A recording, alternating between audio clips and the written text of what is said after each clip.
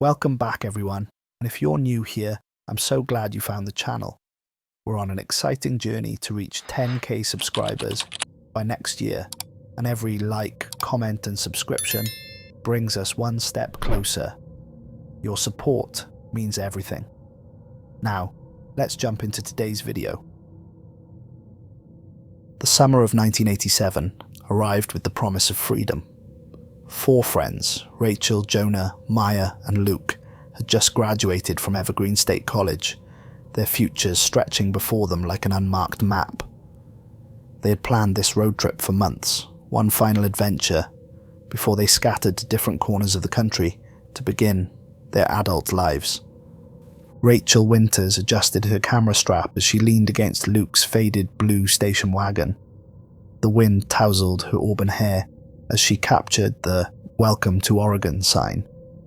A photography major with an eye for the unusual, Rachel had already filled half a roll of film with images of abandoned barns and curious roadside attractions. "You're wasting film again," Luke Miller said, sliding into the driver's seat. His practical nature had earned him a full scholarship to MIT's physics program, but even he couldn't resist the allure of one last impractical summer. "Not wasting," Rachel countered. "Documenting. There's a difference." Jonah Parker unfolded a paper map across the dashboard, his fingers tracing routes that twisted through the Cascade Mountains. As a history major who specialized in obscure artifacts, he had meticulously researched their journey, highlighting locations with reported paranormal activity or historical anomalies. "According to this journal I found, there's a town called Stony Creek, about 4 hours from here," Jonah said, pushing his wire-rimmed glasses up his nose. "It's not on most maps, but it supposedly has some kind of folklore about travelers who disappeared." Maya Rodriguez, stretching her legs in the back seat, leaned forward with interest. Her anthropology studies had focused on folklore and regional myths, making her the perfect companion for their journey into the unknown. "Local disappearances, mysterious town, sounds perfect," she said, her dark eyes lighting up. "What's the source material?" Jonah passed back a weathered leather journal he'd purchased at an antique shop in Seattle. The shopkeeper claimed it belonged to a professor who went looking for Stony Creek in the 60s and came back, changed. Luke rolled his eyes as he turned the key in the ignition. "Changed how? Did he start eating granola and listening to folk music?" "The journal doesn't say exactly," Jonah replied, ignoring Luke's sarcasm. "Just that he returned fundamentally altered and spent the rest of his life trying to warn people away from the area."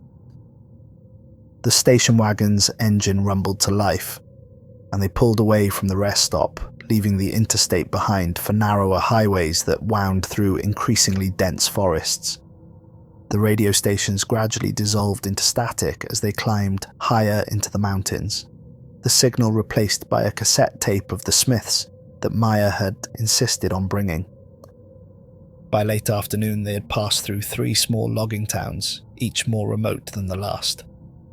At a gas station in the final outpost, a place called Riverdale, the attendant gave them a curious look when they mentioned Stony Creek. "Don't get many folks asking about that place," he said, wiping his hands on a rag stained with motor oil. "Road there's not great, washes out most winters." "But it exists?" Maya asked, purchasing a regional map that showed faded, dotted lines where Stony Creek supposedly lay.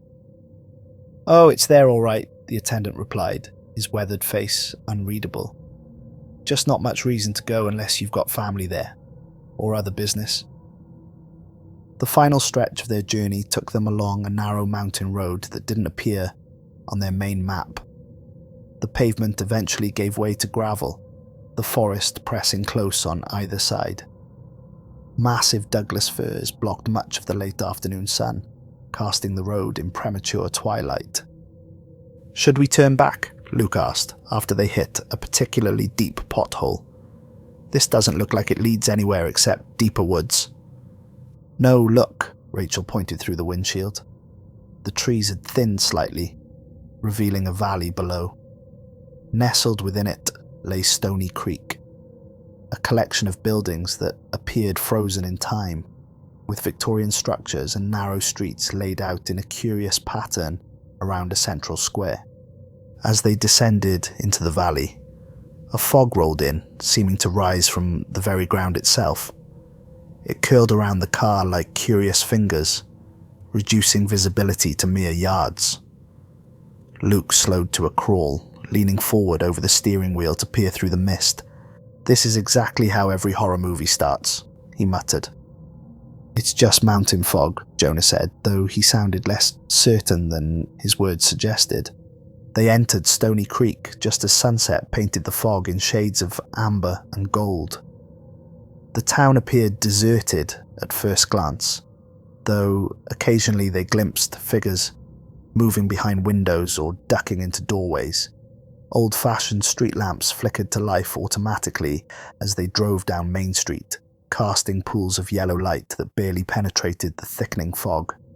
"Look for somewhere to stay," Maya said, pressing her face against the window. "There, that looks like an inn." The building she indicated stood at the end of the street, a 3-story Victorian structure with a wide porch and gabled roof. A hand-painted sign swung gently in the breeze, the Pinewood Inn. They parked and approached the building cautiously. Paint peeled from the clapboards and several shutters hung at odd angles. Despite these signs of neglect, warm light glowed behind lace curtains, and smoke curled from one of 3 brick chimneys. Luke rang the bell, which echoed somewhere deep within the structure. After a long moment, they heard shuffling footsteps approaching the door. The man who greeted them appeared to be in his 70s with a shock of white hair and deeply lined face. His hands trembled slightly as he adjusted wire-rimmed spectacles to get a better look at them. "Visitors," he said, his voice surprisingly strong despite his fragile appearance. "We don't get many of those these days." "We're looking for a place to stay," Rachel explained, "just for a few nights." The old man's pale blue eyes studied each of them in turn, lingering just a moment too long on Maya. "I'm Elias Thorne. This is my establishment." He stepped back, pulling the door wider. Come in. I have plenty of rooms available." The interior of the Pinewood Inn smelled of furniture polish and wood smoke. The entry hall opened into a parlour furnished with Victorian antiques, horsehair sofas, ornate side tables, and oil paintings in heavy gilt frames. A grandfather clock in the corner ticked loudly, its pendulum swinging with hypnotic regularity. "Sign the guest book if you please," Elias said, indicating a leather-bound volume on a side table, a tradition here at the Pinewood. As they took turns signing, Rachel noticed that the previous entry dated back nearly 6 months. "Not much tourism in Stony Creek?" she asked. "We're somewhat off the beaten path," Elias replied, a slight smile playing at the corners of his mouth.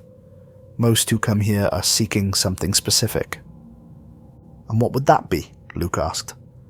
Elias merely shrugged, his eyes darting toward the windows where fog pressed against the glass like a living thing. "Everyone seeks something different. Answers. Escape. Sometimes things they don't even know they're looking for." He collected a ring of skeleton keys from behind the front desk and led them up a creaking staircase to the 2nd floor. Despite the inn's apparent emptiness, he assigned them to rooms spaced far apart from each other. "I prefer to keep guests distributed," he explained when Jonah questioned this. "Old building settles noisily at night. You'll disturb each other less this way."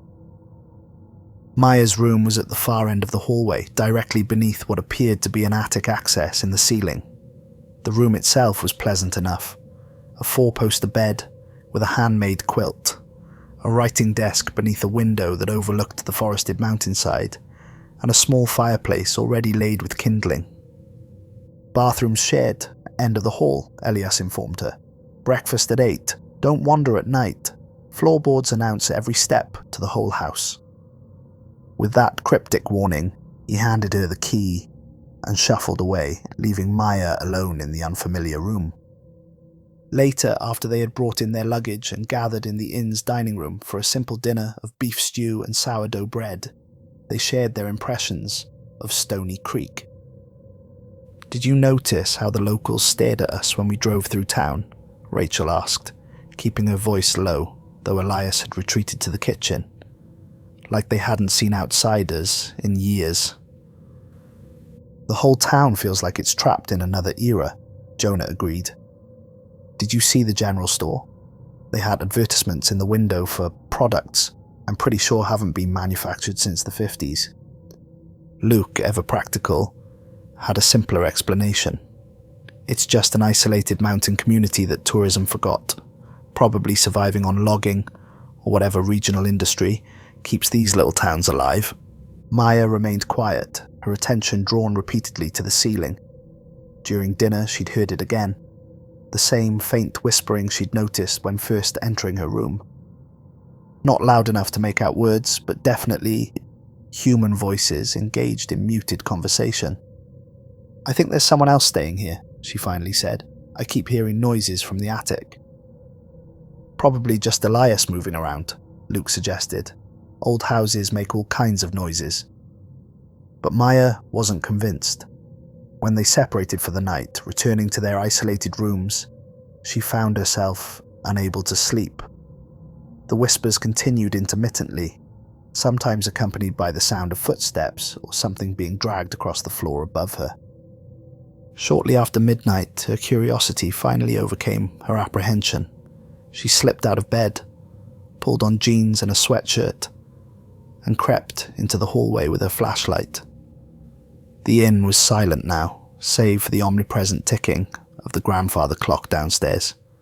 The attic access was directly above the hallway outside her room, a square panel in the ceiling with a small cord dangling from one corner. Maya hesitated, listening for any sign that Elias might be awake.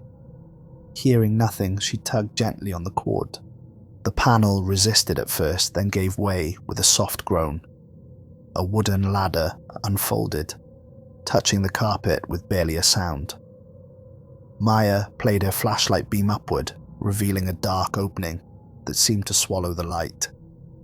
Taking a deep breath, she ascended the ladder, wincing at each small creak of the wooden rungs. The attic air was thick with dust and something else, an electrical scent like ozone that made the hairs on her arms stand up. Her flashlight revealed a large open space cluttered with the accumulated debris of decades. Steamer trunks, furniture draped in yellowed sheets, stacks of leather-bound books, and rolled canvases leaning against the sloped walls. Dust motes danced in her flashlight beam, and cobwebs stretched between the exposed rafters overhead. Maya moved cautiously through the maze of forgotten possessions drawn toward the far end of the attic, where a small, circular window admitted a shaft of moonlight. Beneath this natural spotlight sat an object that seemed out of place among the antiques. A modern-looking leather suitcase, its surface unmarred by the dust that covered everything else. Her heart beating faster, Maya knelt beside the suitcase. Unlike the trunks and boxes surrounding it, this appeared to have been placed here recently. The brass latches gleamed as though regularly polished, and the leather still carried a rich smell that cut through the musty attic air. The latches opened with a soft click. Inside, nestled in a velvet lining, lay a passport. Not the familiar blue of American passports, nor any other colour she recognized from her travels. This document was bound in dark leather that seemed to absorb rather than reflect light. Strange symbols were embossed on its cover, not quite letters, not quite pictographs, but something unsettlingly in between. Maya lifted it carefully, half expecting an alarm to sound or Elias to appear suddenly from the shadows. When nothing happened, she opened it to the first page. There was no photograph, no name, no identifying information of any kind. Just more of the strange symbols arranged in patterns that hurt her eyes if she looked at them too long. She flipped further, finding pages filled with stamps unlike any she had seen before. One depicted what appeared to be a city, but the architecture defied physics. Buildings that twisted in on themselves, spires that seemed to extend into infinity, all beneath 3 crescent moons of different colours. Another stamp showed something like an eye surrounded by appendages that might have been tentacles or branches or something else entirely. The ink of this particular stamp seemed to shift as she tilted the page, the pupil following her movements. Most disturbing were the dates. Some stamps bore recognisable numerals, but they made no sense, dates that hadn't occurred yet, some decades in the future, others centuries past. Others used counting systems she couldn't begin to decipher. A sudden noise from below made Maya jump. She quickly closed the passport and returned it to the suitcase, her instincts screaming at her to leave before she was discovered. As she retreated toward the ladder, her flashlight beam passed over a stack of newspapers in the corner. The headline on the topmost paper caught her attention: Stony Creek celebrates centennial, 1952. If the town had celebrated its centennial in 1952, that would place its founding in the 1850s, consistent with the Victorian architecture. But as Maya looked closer, she noticed something odd about the accompanying photograph. Among the crowd of celebrating townspeople stood a much younger Elias Thorne, looking exactly as he might have 35 years ago, but the caption identified him as Elias Thorne, innkeeper. Not his father or grandfather, Elias himself apparently unchanged after 3.5 decades. A floorboard creaked directly beneath the attic opening. Maya froze, holding her breath as she extinguished her flashlight. After a long, tense moment, she heard retreating footsteps and the soft click of a door closing downstairs. Moving as quietly as possible, she made her way back to the ladder and descended, carefully replacing the attic panel. Once safely back in her room, she sat on the edge of her bed, her mind racing. The passport's impossible stamps, the newspaper with its inexplicable photograph. Something profoundly wrong lurked beneath the surface of Stony Creek. Maya knew she should wake the others immediately, but a glance at her watch showed it was nearly 3 in the morning. Better to wait a few hours, she decided, and approach them with a clear head.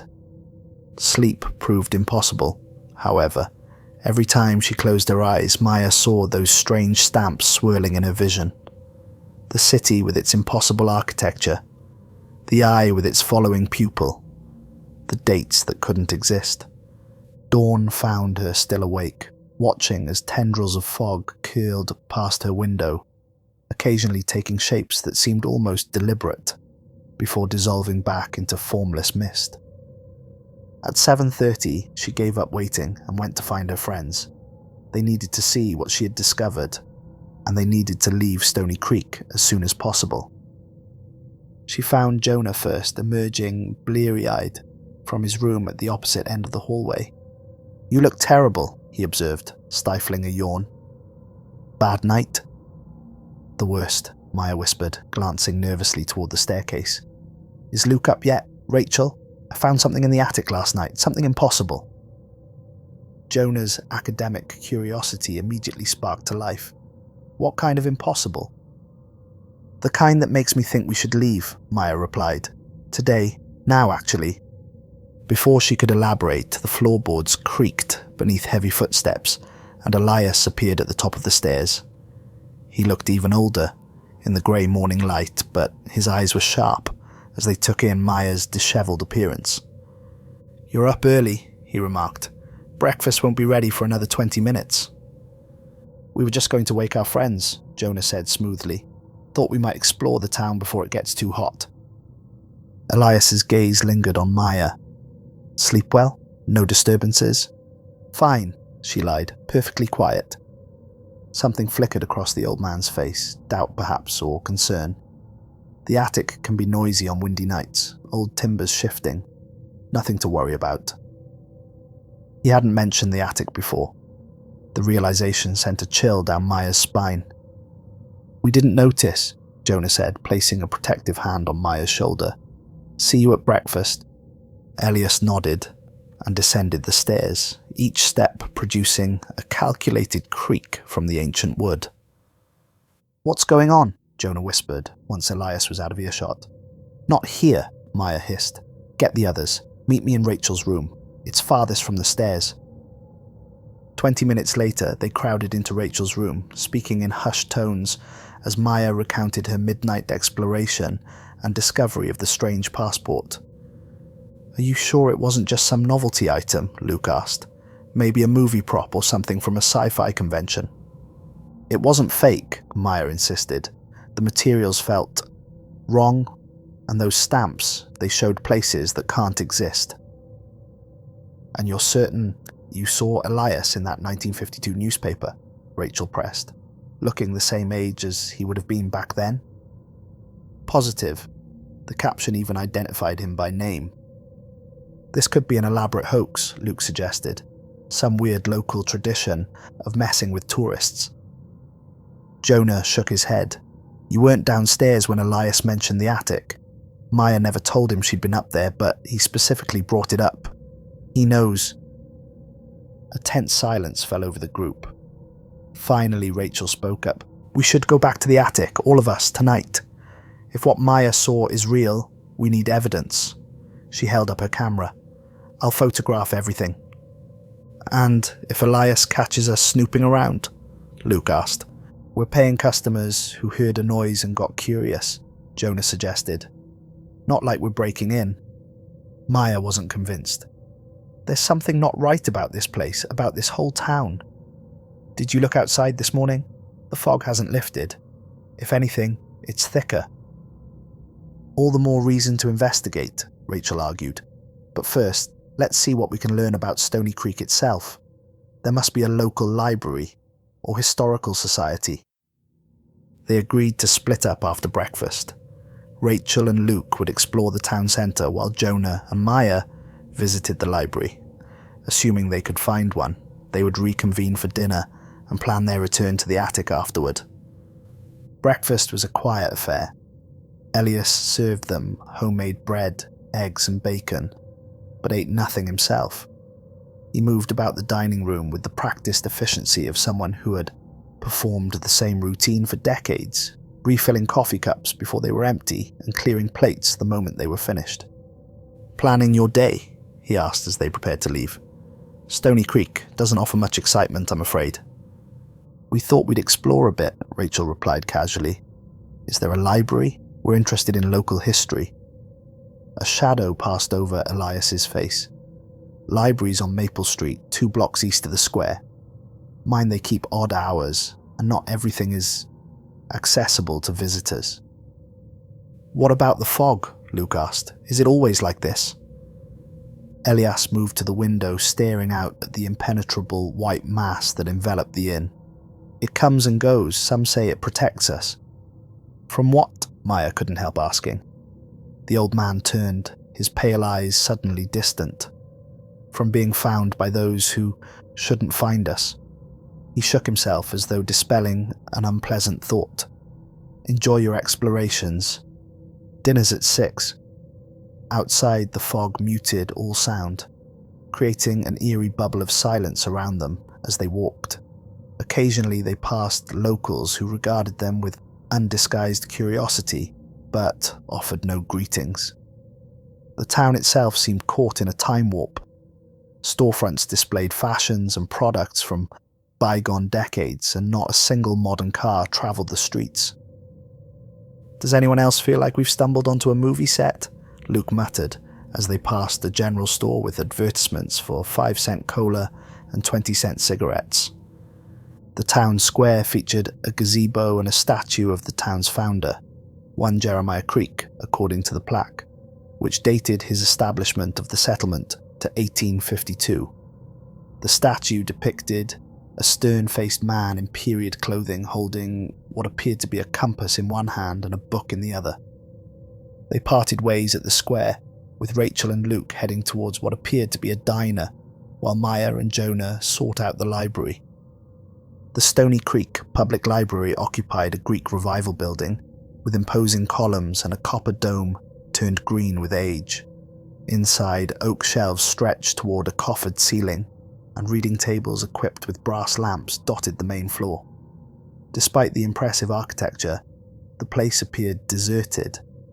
A librarian materialized from between the stacks as they entered. A thin woman with steel-grey hair pulled into a severe bun. Her name tag identified her as Miss Harlow. "Visitors," she observed in a voice just above a whisper. "What brings you to our collection?" "Research," Jonah explained. "We're interested in local history, particularly anything about unusual occurrences or folklore." Miss Harlow's expression remained neutral, but her fingers twitched slightly against her skirt. "Local history is in the West Wing. Folklore," she hesitated. "That would be in special collections. Restricted access, I'm afraid." "We're graduate students," Maya improvised. "Anthropology and history.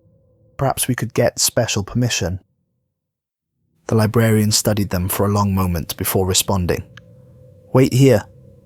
She disappeared through a door behind the circulation desk, leaving them alone in the cavernous main room. "Did you notice there's no computer catalogue? Not even a card catalogue," Jonah whispered. "How does anyone find anything?" Before Maya could respond, she noticed something odd about the library's layout. From outside, the building had appeared perfectly symmetrical, with windows evenly spaced along the facade. Inside, however, the west wing stretched much deeper than seemed possible, while the east appeared truncated, ending in a blank wall where windows should have been. Miss Harlow returned, holding an ancient key. "Follow me," she instructed, "and touch nothing without permission." She led them past the main stacks, through the reading room, and down a narrow corridor that shouldn't have existed, based on the building's external dimensions. At its end stood a heavy oak door reinforced with iron bands. The key turned with surprising ease in the lock, revealing a spiral staircase descending into darkness. "Special collections," Miss Harlow announced, flicking a switch that illuminated a series of bare bulbs hanging from the ceiling below. 15 minutes. When the lights flicker, your time is up." "You're not coming down?" Maya asked, peering into the shadowy space. "I don't go down there anymore," the librarian replied, matter-of-factly. "Not since 73. With that cryptic statement, she retreated down the corridor, leaving them alone at the top of the stairs. "This is getting weirder by the minute," Jonah murmured. "Should we really go down there?" Maya hesitated only briefly. "We need answers. Come on." The staircase descended farther than seemed possible, corkscrewing well below what should have been ground level. The air grew progressively cooler and carried a faint metallic scent, like copper pennies or blood. Finally, they reached a vast circular chamber lined with bookshelves. At its center stood a massive oak table surrounded by 12 chairs, each carved with different symbols that matched nothing from any known culture or religion. "Where do we even start?" Jonah wondered aloud, his voice echoing slightly despite the books that should have absorbed the sound. "Let's look for anything about travelers or passports," Maya suggested, "or maybe something about Elias or the Pinewood Inn." They split up, each taking a section of shelves. Unlike the organized library above, special collections appeared to follow no discernible cataloguing system. Ancient tomes bound in materials Maya didn't want to identify sat alongside modern spiral notebooks. Languages shifted from English to Latin to scripts neither of them recognized. After several minutes of increasingly frustrated searching, Jonah called out from across the room. "I think I found something," he said, carefully laying a leather-bound volume on the central table. "It's a record of transients dating back to the 1850s. Maya joined him, leaning over the book as he gently turned the brittle pages. The volume contained handwritten entries documenting visitors to Stony Creek, but with disturbing annotations. June 17th, 1852, James Wilmot, Boston. Arrived seeking mining prospects. Attempted departure June 21st. Failed transition. Remains interred in North Cemetery. October 4th, 1853. Elizabeth Crane, an infant daughter, Philadelphia. Arrived seeking husband, father. Successful transition, October 17th. Destination unknown. Transition, Maya murmured. What does that mean? Jonah continued turning pages, the entries growing increasingly strange as decades passed. May 30th, 1901. Unknown male, carried no identification. Spoke no known language. Arrived during solstice fog.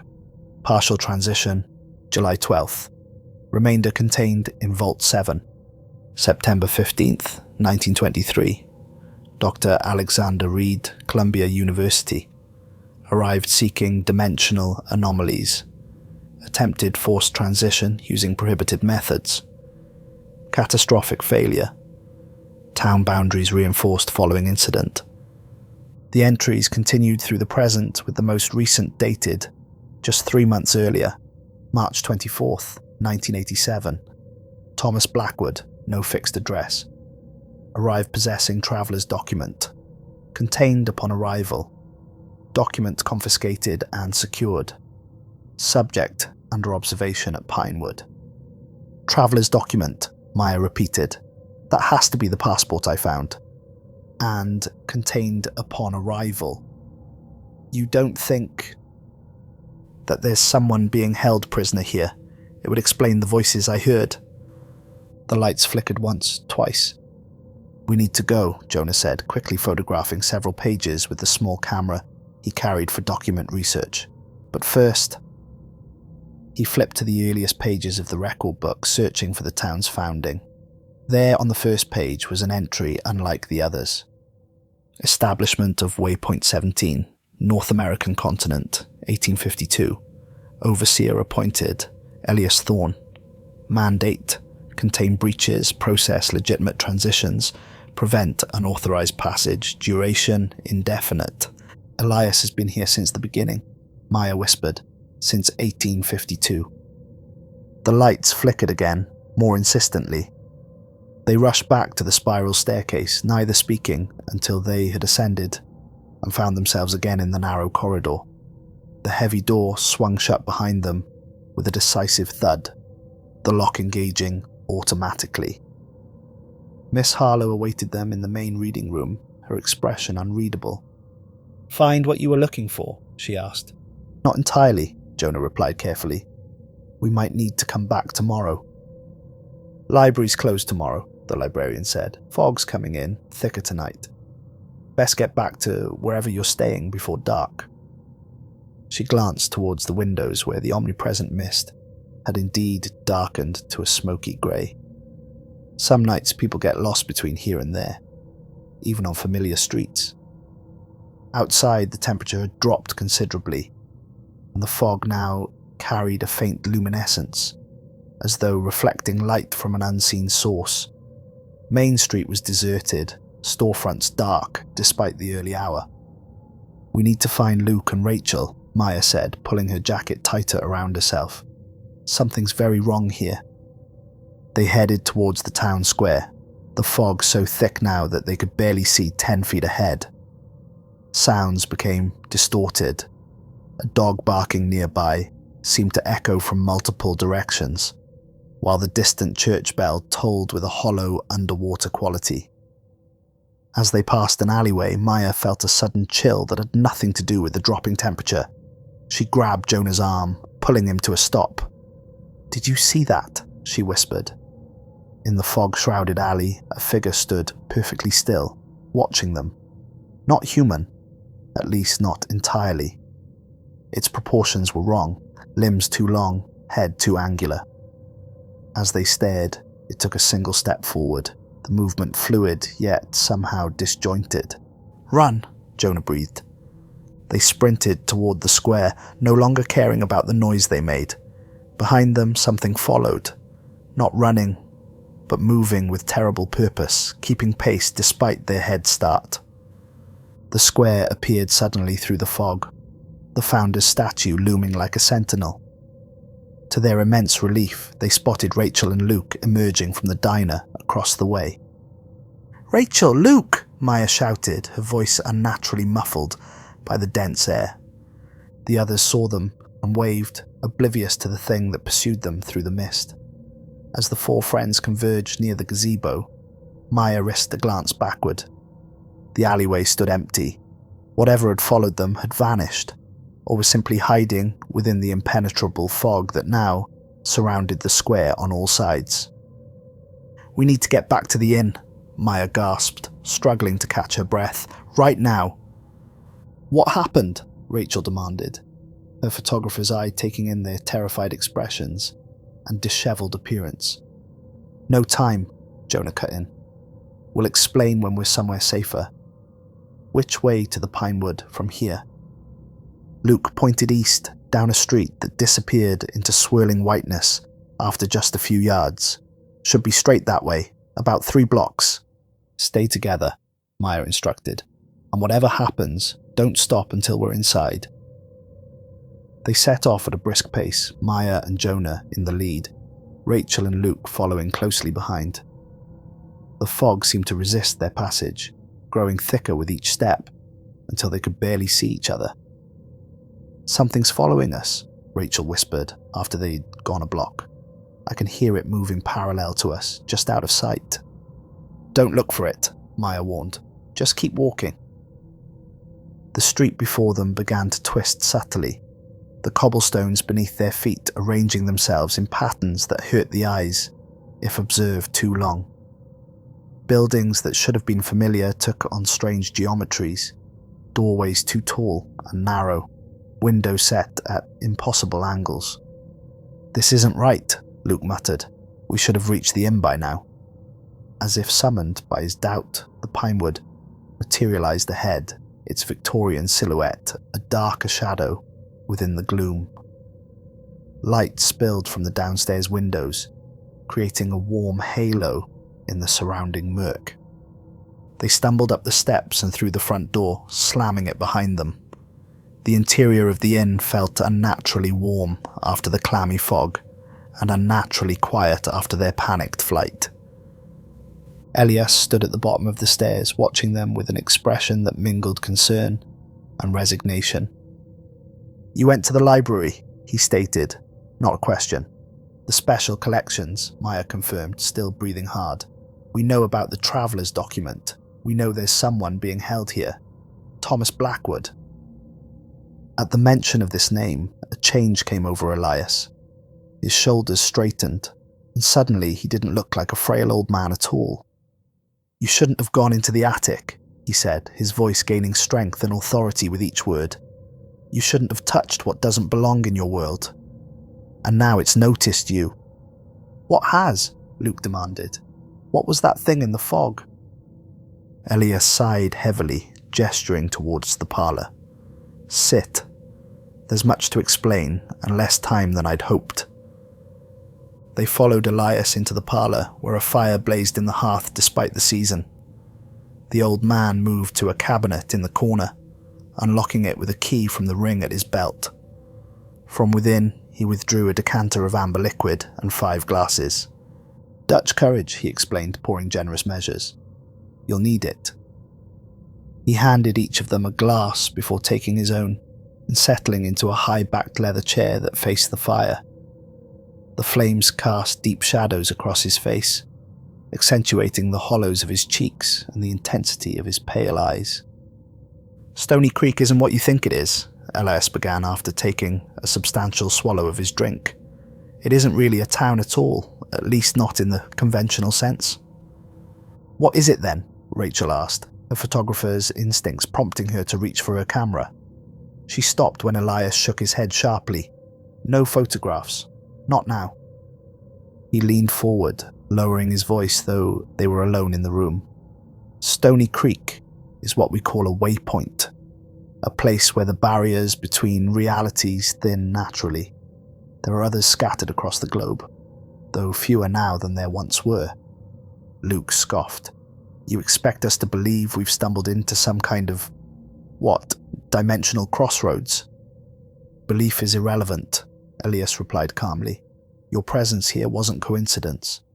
The journal that led you here, the curiosity that drove you to explore, all part of the mechanism by which waypoints sustain themselves." Maya's thoughts raced back to the passport hidden in the attic. And the stamps, the ones showing impossible places, A shadow passed over Elias's face. "Ah, the traveller's document. Yes, I suspected you'd found it when I heard you in the attic. Each stamp represents a different reality that the bearer has visited, or intends to visit." "That's impossible," Luke insisted. "Multiple realities don't exist. It violates every law of physics." "Your physics," Elias corrected gently, "which apply perfectly well within your reality, but break down at the boundaries. The multiverse is vaster and stranger than human science has yet conceived." Jonah, who had remained silent until now, finally spoke. "The record book at the library mentioned someone named Thomas Blackwood. It said that he arrived possessing this traveller's document and was contained. What does that mean? Is he being held prisoner here?" Elias's expression hardened.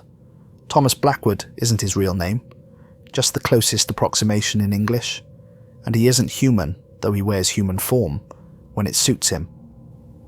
"Then what is he?" Maya pressed.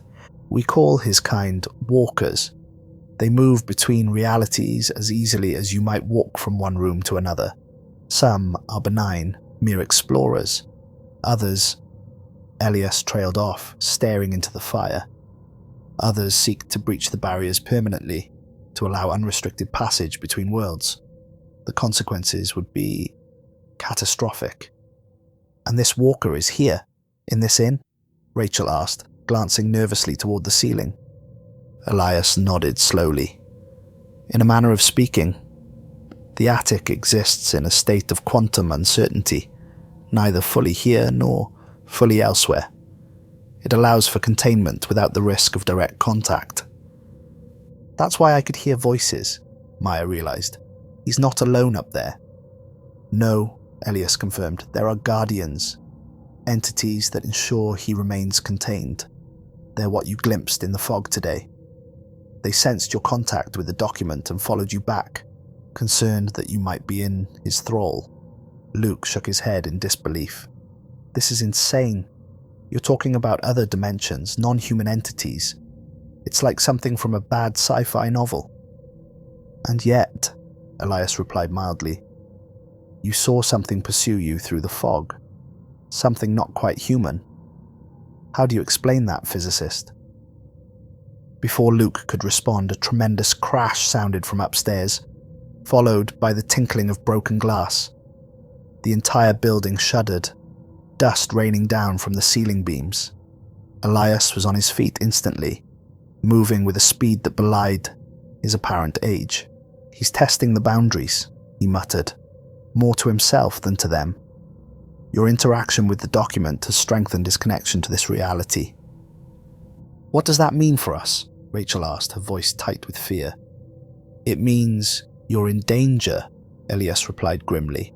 "The walker knows you've touched his document. He'll try to use you, to possess one of you if he can, to manipulate you if he cannot. Either way, his goal remains the same: escape." Another crash echoed through the inn, this one accompanied by a sound like tearing fabric, if the fabric were the size of the building itself. The lights flickered, and for a moment the walls of the parlour seemed to ripple like reflections in disturbed water.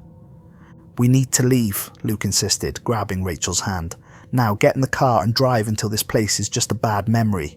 "You can't," Elias said flatly. "Look outside." Maya moved to the window, pulling back the heavy curtain. Beyond the glass lay not the street they had arrived on, but an impenetrable wall of fog that glowed with an internal luminescence. Shapes moved within it, elongated silhouettes that bore only passing resemblance to anything human. "What's happening?" she whispered. "The boundaries are thinning," Elias explained, retrieving an ornate wooden box from beneath a floorboard near the fireplace. "Reality becomes malleable during such events. Distance stretches and contracts unpredictably. You'd never find your way back to your world." "Our world," Jonah repeated. "Are you saying we're not in our own reality anymore?" "Stony Creek exists at an intersection," Elias said, opening the box to reveal an assortment of odd items. a brass compass with multiple needles, a small leather-bound book, and what appeared to be a hand mirror whose reflective surface swirled with opalescent colours. Neither fully in one world nor another, a liminal space. A third crash shook the building, this one so violent that plaster rained down from the ceiling. The fire in the hearth flared suddenly, the flames taking on an unnatural bluish tinge before subsiding. "He's breaking through," Elias muttered, "faster than I anticipated." He fixed them with an intense stare. "I need your help, all of you." "Why should we trust you?" Luke demanded. "For all we know, you're the danger here." "Because I've been the keeper of this waypoint for over a century," Elias replied simply. "If I meant you harm, you wouldn't have survived your first night." The blunt honesty of this statement silenced further objections. "What do you need us to do?" Maya asked. The walker draws strength from his document. It's his anchor to this reality, and his map to others. We need to secure it properly, or destroy it if necessary. "Destroy it?" Jonah looked alarmed. "But if it's as important as you say, better destroyed than used to tear open the walls between worlds," Elias cut in. "But first we must try containment. There are protocols." He withdrew the small book from the wooden box and flipped through it rapidly, his fingers tracing lines of text written in the same strange symbols Maya had seen on the passport. Finding what he sought, he nodded to himself and closed the book. "Maya, since you found the document, you'll need to lead us. Your connection to it is strongest." He turned to the others. "Jonah, your knowledge of historical artifacts may help interpret the symbols.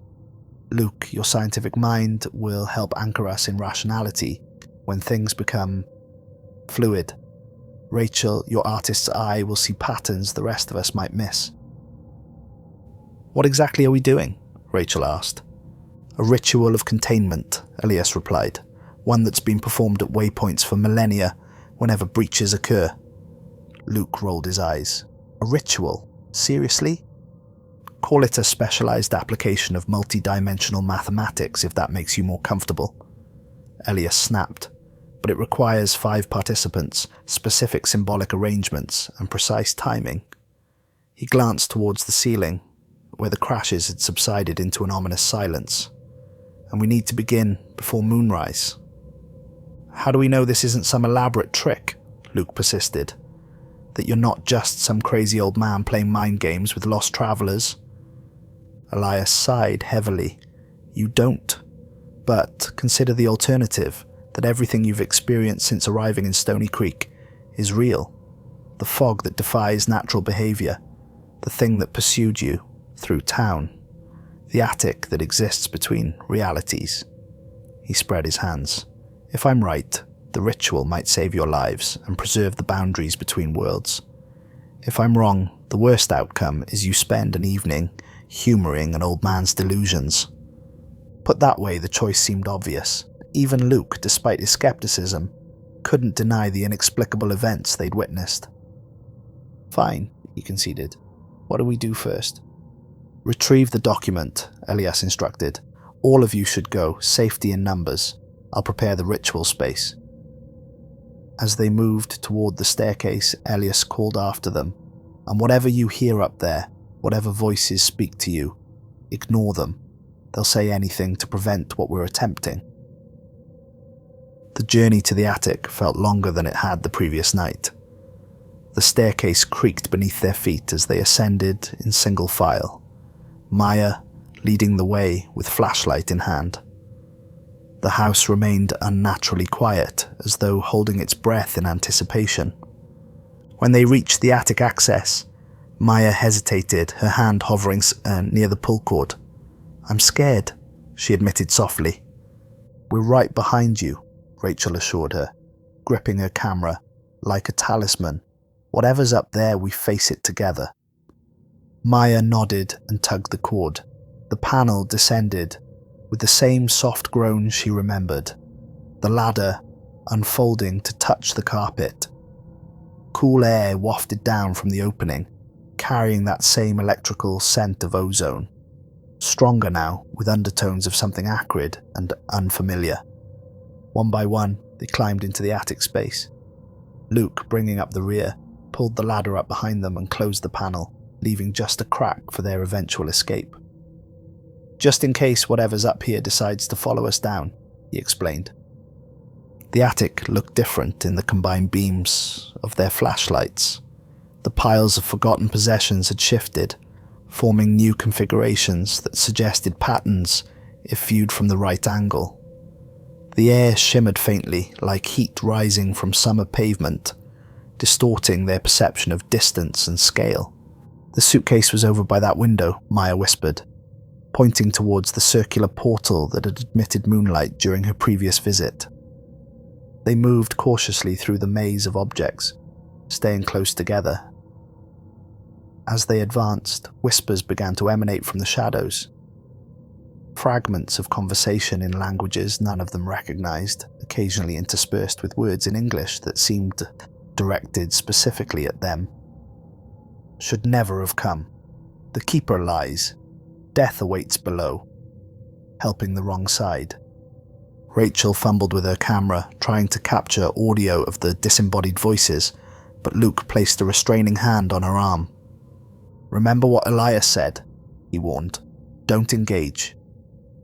The circular window came into view, but the suitcase was no longer beneath it. Instead, they found it placed deliberately in the center of a clear space surrounded by objects arranged in a precise circle. A compass, a clock with no hands, a mirror facing upward, a book opened to blank pages, and a knife with an ornately carved bone handle. "Someone's been up here since last night," Jonah observed, kneeling to examine the arrangement without touching anything. "This is ritualistic positioning, similar to protective circles in numerous occult traditions." "Or a trap," Luke suggested darkly. "Only one way to find out," Maya replied, stepping carefully over the arranged objects to reach the suitcase. As her fingers touched the leather surface, the whispers intensified, becoming a cacophony of urgent warnings and enticing promises. The air around them grew colder, their breath fogging in the suddenly frigid atmosphere. The latches opened with the same soft click Maya remembered, revealing the passport nestled in its velvet lining. She lifted it gingerly, half expecting it to burn or freeze her fingers, but it felt normal, just cool leather and paper. "Got it," she announced, turning back toward the others. What she saw froze her in place. Behind her friends, the shadows had deepened, coalescing into a vaguely humanoid shape that towered nearly to the rafters. It had no distinct features she could discern, just depths of darkness that shifted and flowed like liquid obsidian. "Guys," she whispered, her voice strangled with fear.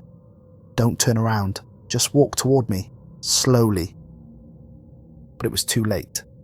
Rachel, sensing Maya's terror, instinctively glanced over her shoulder. Her scream pierced the attic's hushed atmosphere as she stumbled backward, colliding with Jonah, who likewise turned and froze at the sight. Only Luke maintained his composure.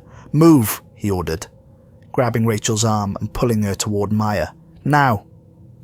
They scrambled toward the attic panel, Maya clutching the passport to her chest as they half ran, half crawled through the accumulated debris. Behind them, the shadow creature made no sound, but objects in its path disintegrated into nothingness as it pursued them with unhurried confidence. Luke reached the panel first, throwing it open and practically shoving Rachel down the ladder. Jonah followed, then Maya, the passport still gripped tightly in her hand. Luke descended last, pulling the panel shut just as a tendril of darkness probed the opening. They tumbled down the stairs in their haste to reach the ground floor, bursting into the parlour where Elias awaited them. The old man had transformed the room in their absence. Furniture had been pushed against the walls, and an intricate pattern of symbols covered the wooden floor, drawn in what appeared to be white chalk and some darker substance Maya didn't want to identify. "You have it," Elias demanded, his eyes fixed on Maya's hand. She nodded wordlessly, extending the passport toward him. "No," he said sharply, "you must place it. In the center, on the pedestal. Only then did Maya notice the small stone column rising from the middle of the circular pattern. It looked ancient, carved with the same incomprehensible symbols that adorned the passport's cover. "What was that thing in the attic?" Rachel gasped, still trembling from their encounter. "A guardian," Elias replied, "not hostile to you specifically, but protective of the boundaries. It sensed our intentions and sought to intervene." "Intervene?" Luke repeated incredulously. "It was dissolving everything it touched." "Only objects from this reality," Elias explained. "It returns them to their component energy. Had it touched any of you?" He left the implication hanging in the air. From overhead came a series of heavy thuds, as though something massive moved across the attic floor, searching for a way down. "We must begin," Elias urged. "Places, please. Maya at north, Jonah east, Rachel south, Luke west. I'll complete the circle." They positioned themselves around the pattern as directed, Maya directly opposite the parlor door. Elias took his position between Luke and Maya, completing the circle. "When I begin the invocation, place the document on the pedestal," he instructed Maya. "Then return to your position immediately. Do not break the circle once it's formed, no matter what you see or hear." "What exactly are we doing?" Jonah asked nervously. "Containing the walker or banishing it?" "Both, if we're successful," Elias replied. "The ritual will reinforce the boundaries between realities and reseal the walker in its proper domain." "And if we're not successful?" Luke pressed. Elias's expression hardened. "Then we use more drastic measures." Before further questions could be asked, a tremendous crash echoed from the floor above, followed by the sound of splintering wood. The ceiling bulged downward in one corner of the room, plaster cracking as something pressed against it from above. "It begins," Elias announced, his voice suddenly resonant with power that belied his aged appearance.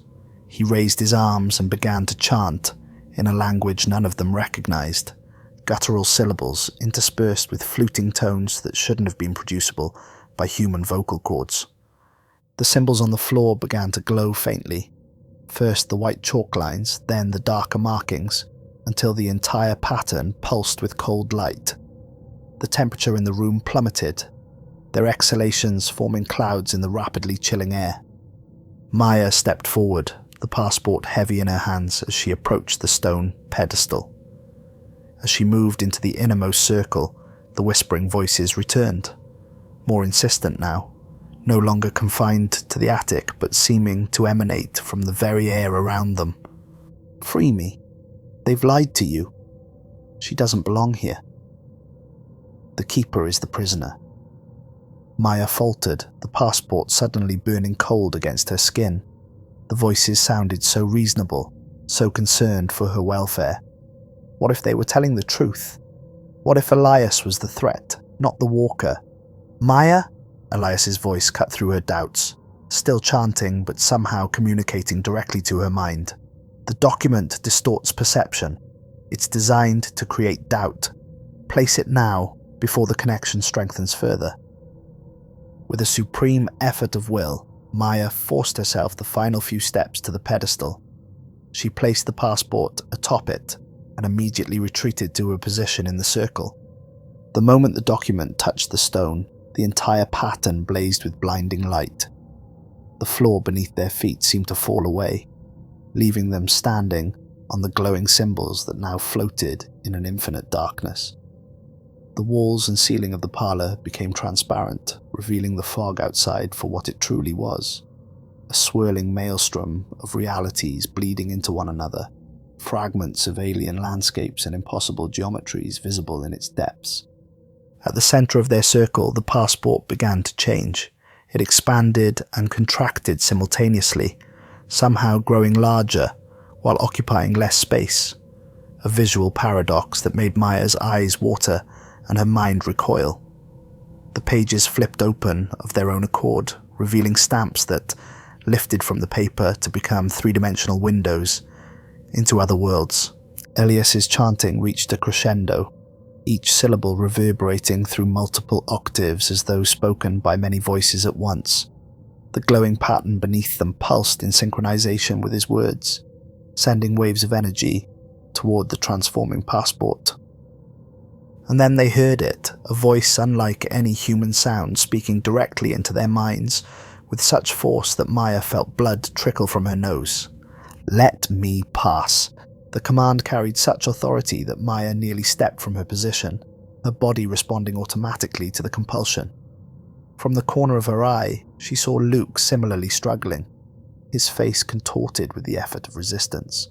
"Hold your positions," Elias shouted, his voice cutting through the mental assault. "It cannot force passage without consent. I offer knowledge beyond your comprehension, worlds beyond your imagination, freedom from your limited existence." Images flooded Maya's mind, vistas of impossible beauty, civilizations built on principles that transcended human understanding, knowledge that would revolutionize every field of human endeavor, all freely given if only they would break the circle. Beside her, Rachel had fallen to her knees, blood streaming from her eyes and nose as she fought against the onslaught of alien thoughts. Jonah stood rigid, his face blank as though his mind had retreated from the assault. "It's lying," Elias gasped, his own strength visibly waning as he maintained the ritual. "The knowledge would destroy your minds, the visions would drive you to madness, the freedom would be enslavement." The ceiling finally gave way with a thunderous crash. Through the gaping hole descended the shadow being from the attic, no longer vaguely humanoid but a writhing mass of darkness, shot through with veins of electric blue light. It hovered above their circle, unable to penetrate the barrier created by the glowing symbols, but clearly searching for weakness. At the same moment, the front door of the inn burst open, admitting three figures that moved with the same unsettling fluidity Maya had witnessed in the alleyway. These, however, radiated light rather than absorbing it, their elongated forms composed of what appeared to be liquid gold that constantly shifted and reformed. "The Guardians," Elias explained through gritted teeth. "They come to assist the ritual." The golden entities took up positions around their circle, directly behind each of the humans. They made no sound, but Maya felt something brush against her consciousness. A presence ancient and alien, yet not hostile, examining her with detached curiosity. "They are your jailers, not your protectors," the walker insisted. "The Thorn bloodline has maintained this prison for generations, denying humanity its rightful heritage among the stars." "It twists the truth," Elias countered, his voice growing weaker. "The barriers protect both sides. Uncontrolled passage would destroy the integrity of all connected realities." The battle raged on multiple fronts. Physical, as the shadow creature probed the barrier. Mental, as the walker assaulted their minds with visions and commands. And metaphysical, as Elias and the Golden Guardians worked to complete the ritual of containment. Maya felt her strength ebbing, her will to resist fading with each passing moment. The walker's arguments seemed increasingly reasonable, its promises more attainable. Why fight against such power? Why not embrace the knowledge it offered? As her resolve weakened, the glowing pattern beneath her feet dimmed perceptibly. A triumphant surge pulsed from the transforming passport, and one of the stamp windows expanded, creating an opening through which something began to emerge.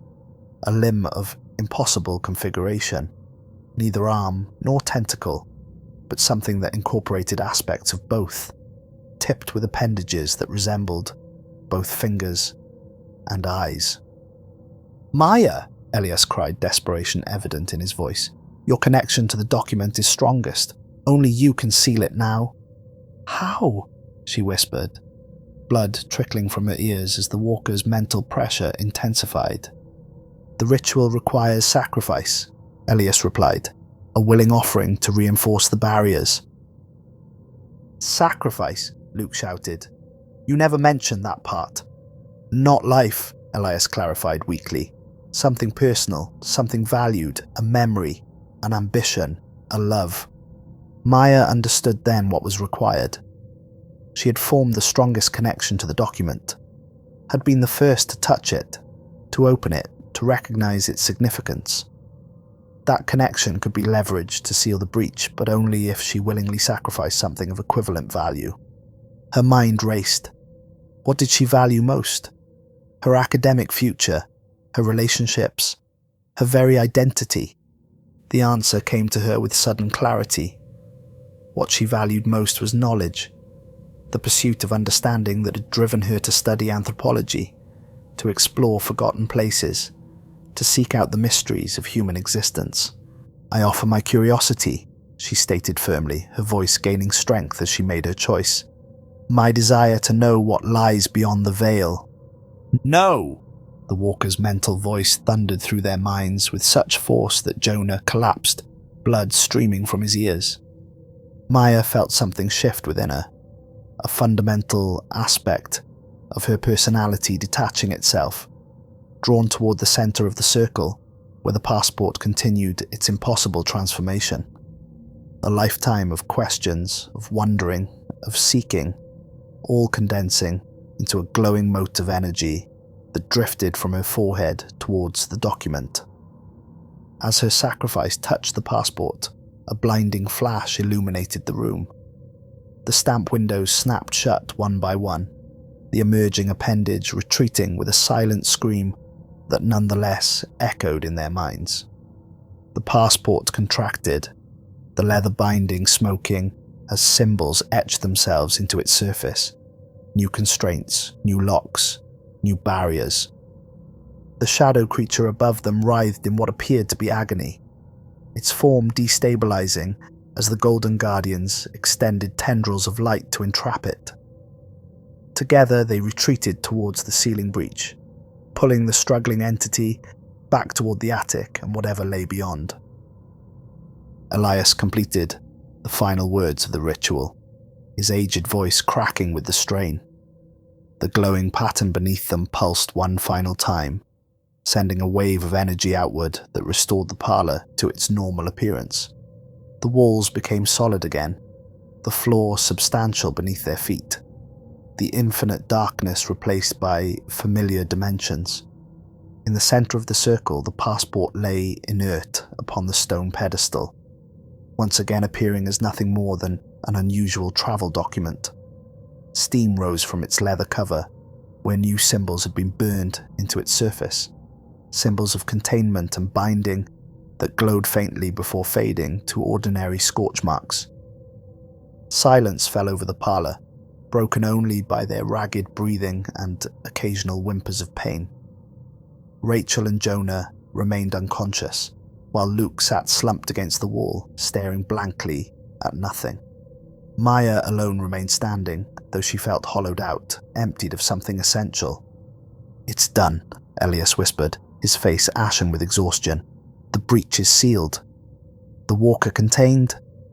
He studied Maya with eyes that now seemed truly old. "Your sacrifice was accepted. The barriers will hold." "What happens now?" Maya asked, her voice flat. The question held none of the burning curiosity that would have accompanied it before, just a dull need for practical information. "You will leave Stony Creek when the fog lifts at dawn," Elias replied. "Your friends will recover, though they may never fully understand what transpired here.